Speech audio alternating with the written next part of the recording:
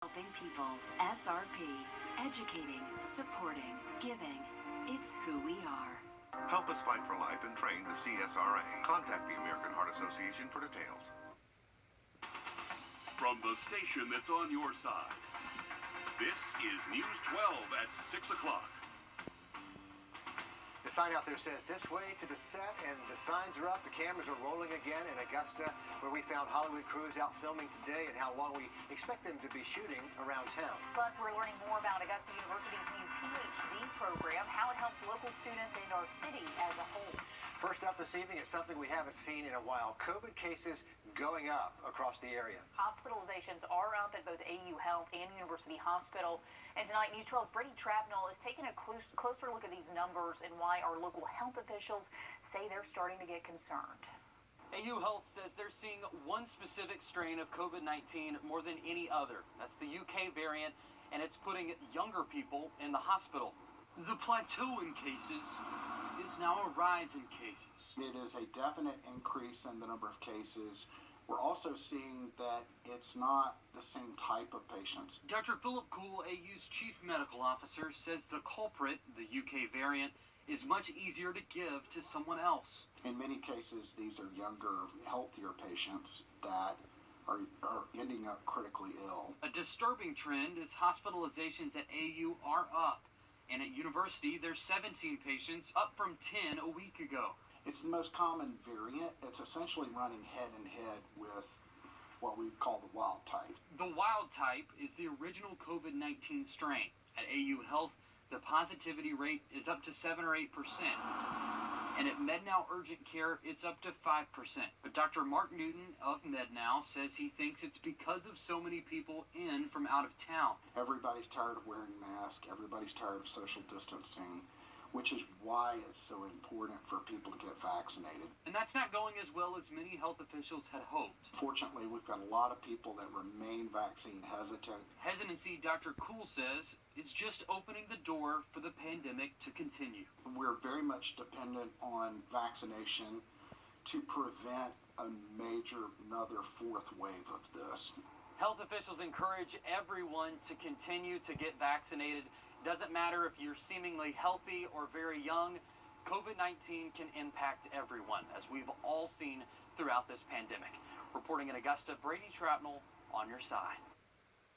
Nice to hear from our local officials. They've really been a voice of truth through all of this. Now, if you want to get vaccinated, University Hospital has 2 clinics coming up, one for Moderna vaccines next Tuesday, one for Pfizer vaccines on April 29th, and we have more details and how you can sign up on our website for you. Meanwhile, Gold Cross holding a Pfizer clinic tomorrow. That is for everyone 16 and older. That's from 1 to 6 at the Daniel Field Airport. You do not have to have an appointment for that. They're just going to be set up right inside the main hangar on the Highland Avenue side of the airport. So head on over if you are looking to get vaccinated. Much more news ahead. Let's get a live look out. Coming up in your first alert forecast. Riley, thanks. With the Johnson & Johnson vaccine on hold now, local distributors are forced to make adjustments and hold off on their plans as well. The FDA and CDC issuing a notice to pause vaccinated people with the J&J. This comes after 6 women developed severe blood clots after getting the shot. Now local distributors like TLC Pharmacy in Aiken, who've been administering the one-shot dose, can only wait. The chief pharmacist there says after they had to call and cancel appointments, she says patients were understanding, others disappointed, and some even cancel their appointments altogether. But she believes reviewing the research is really what's best. So in a way I was disappointed, but I think I was disappointed more for the customers who were really looking forward to it. And you know, there were so many people calling us and going, well, gosh, can we still get it anyway? So tonight at 11, we're going to talk more with TLC and another local clinic about how the pause is impacting their plans.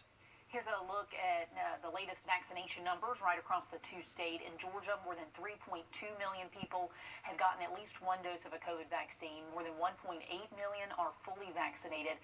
According to the Department of Public Health, 18% of the state is vaccinated. Across the river in South Carolina, more than 1.5 million people have gotten at least 1 dose. A little more than 970,000 South Carolinians are fully vaccinated.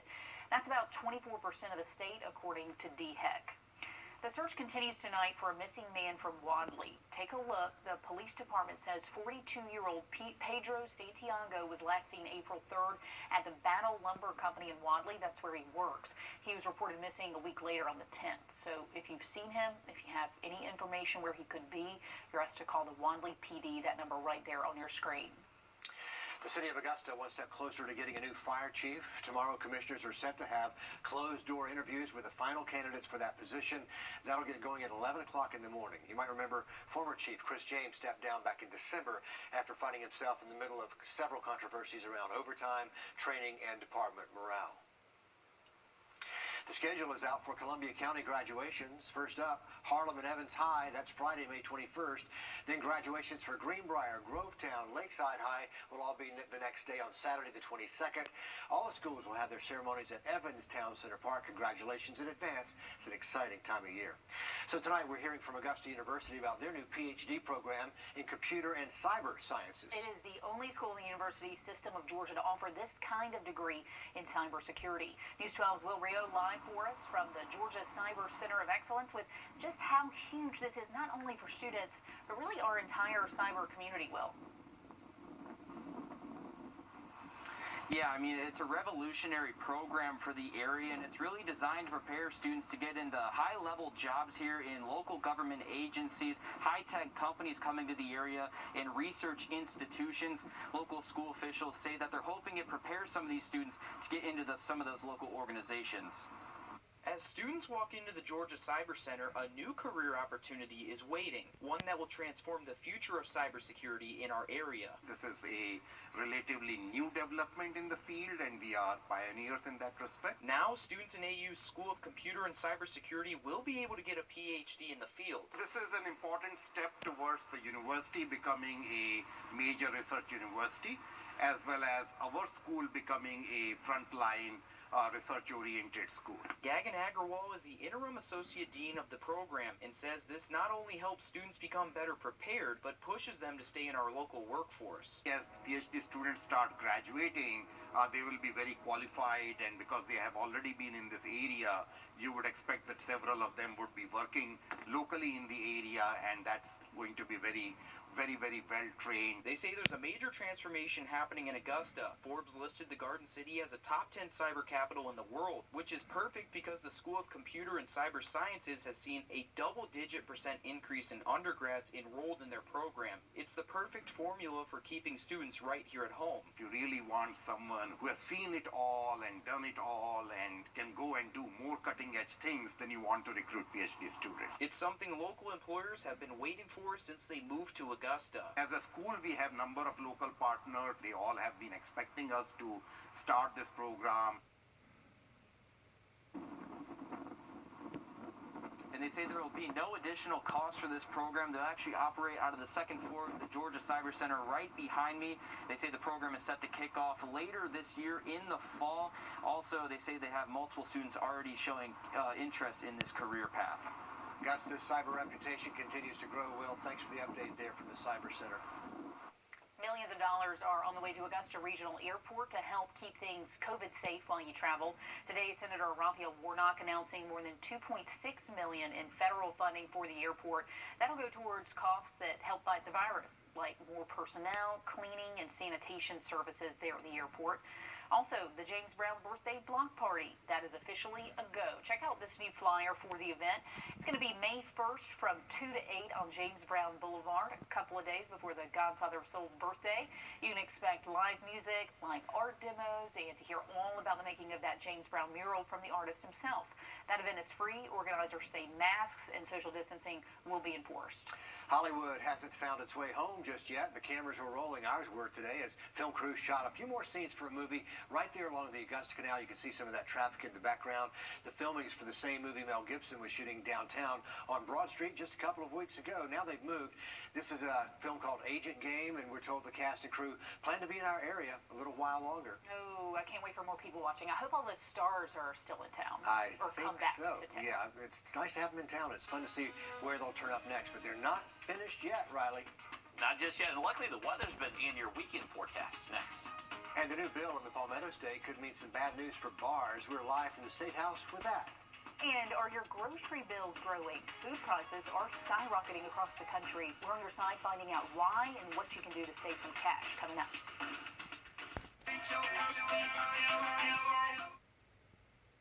Okay, transformation time. The old Bilo off Wrightsboro Road is back open as the newest local Food Lion. It just opened the doors this morning. It's going to be open every day from 7 in the morning until 11 at night. So if you've noticed your grocery bill growing, you're not alone. Sticker shock is a recurring theme during this pandemic. The I-Team's Laura Warren is looking at new data to see if this inflation will continue this year. So the U.S. Department of Agriculture says, yes, in short, we can expect to see those food prices increase throughout 2021. Comparing today to February 2020, before COVID-19, overall food prices are on average 3.6% higher. That includes both grocery store prices and restaurant food prices. Throughout the year, both are expected to jump another 2% on average, so we're nowhere near out of the woods. So while shopping the aisles, you're already seeing a dozen eggs, a pound of ground chuck, both up 7%. A loaf of bread, that increased 11%. This year, I found fresh fruit and vegetables. Those are expected to increase another 1 to 2%. Egg prices, those could hold flat, or they might increase as much as another 3% is the estimate. But I found beef and veal prices, those are expected to actually decrease slightly, 1 or 2% according to the USDA. So why is this happening? Well, our I-Team found supply shortages in COVID coupled with increasing gas prices, driver shortages, fewer workers at meatpacking plants and bakeries, and bad weather that damaged crops or caused delays like beef coming out of Texas after their winter storms. So experts do expect the uptick to last another 6 to 18 months. So I know, not really great news there. So what can you do to save in the meantime? Well, you can buy in bulk. Hello, Costco. We love you guys. Switch to store brands when possible. And use apps like Flip or Basket to track those sales. Some good advice, Laura. Thanks. We do have an update for you today on the repaving project going on right now along North Augusta's Greenway. Crews were supposed to be out there until next week, resurfacing that section, running all the way from Riverview Park over to Martintown Road Bridge. It's a good long stretch, but city officials tell us today all that work is done, and it's done ahead of schedule. And Riley, if you've ever been out there on the summer months, the shade of that Greenway will take a 100-degree day and knock it down at least 10 degrees. So it's a great 100%. place to stay in the shade this summer. Speaking of summer weather, we had nearly summer weather today. I know it. 90 degrees. That does look dry. Riley, thanks. So you might not know this, but legally there is no such thing as a bar in South Carolina. Everyone's going, wait a minute, what's the catch here? Well, one state senator says, according to the state constitution, no restaurant can serve liquor unless they, quote, primarily and substantially serve food. But now he wants to better define exactly what those two words mean. Our State House reporter Adam Mincer attended a hearing today on a bill that requires restaurants with liquor licenses to make at least 51% of their revenue from meals and non-alcoholic drinks. So, Adam, why is this coming up now? It's coming up now because there is a concern that right now with everything opening, that in particular these areas that are high traffic, especially for college students, are more dangerous. As you guys are saying, no such thing as a bar in South Carolina. The only people allowed to serve alcohol are restaurants and hotels. Senator Harpootlian here in Richland County has been working hard to shut down businesses that aren't complying with state law. That means that 10% or more of their total revenue isn't coming from food or non-alcoholic beverages, so they can't have a majority of their income coming from liquor. But now he's taking that same fight statewide. Ever find underage individuals in the possession of alcohol in these establishments? Yes, sir. It does not take long. Senator Dick Harpootlian says the businesses serving underage students cheap drinks are the ones he is trying to target with this bill. Our Supreme Court has ruled 10% is not enough. I think it's got to be a substantial part of your business. You're not one of these saloon dive bars in 5 Points where, you know, they serve popcorn and are pouring dollar shots down 18-year-old kids' gullets. Women's self-defense instructor Shannon Henry says there's a threat to young adults going to places promoting cheap liquor. More recently, we've seen a sharp increase in reports of involuntary drug use, drug-facilitated crimes. She says getting people drunk for cheap and broadcasting that drunk people will be there is like sending out a beacon to potential predators. There's good and bad people in the world, and they don't wear a shirt that says I'm a bad person and I do bad things when nobody's looking. How bad is it? According to our survey of students, about 300 have gotten drugged at Columbia bars in the past 90 days. Most of them women, some who woke up in places they've never been before. To help stop this, Harpootlian says he's willing to negotiate on percentages of liquor sales so legitimate businesses not serving minors can survive. Big concrete rooms with a concrete floor and a bar on one end, and they let underage kids in there, entice them. We saw the social media, you know, come. They have one of them says, "Come to Drunk Thursday," or you know, they have a shot called a Jolly Rancher. Now, I mean, that's a kid's candy. Why are they selling a drink? Because these are kids that they're appealing to. Now, Senator Sandy said, a Republican from the Charleston area, was pushing back during today's hearing. She wondered whether this is a statewide problem. Senator Harpootlian and members from the South Carolina Law Enforcement Division said yes, it indeed is a statewide problem, especially in those areas with college campuses. Senator Sen also wondered whether this would actually hurt businesses across the state and instead suggested looking closer at restricting underage people from getting access to alcohol. Reporting live from the South Carolina State House, Adam Mintzer on your side. Okay, sure to be a lightning run topic. Adam, thanks for bringing us up to speed there. Augusta University students getting a tip or two about safe driving. This was the scene as students took a ride in pedal carts with alcohol goggles to really get a sense of what it's like driving under the influence the safe way with cones and guidance. Student groups and police helped put this together. Organizers say college is really a great place to teach these kinds of lessons to young drivers. Yeah, life-saving lessons. Yeah. Sports coming up next. Big day at Grovetown High School. 6 athletes committing. Sports coming up next. Big day at Grovetown High School. 6 athletes committing to play college sports. We're going to take you there after a short break.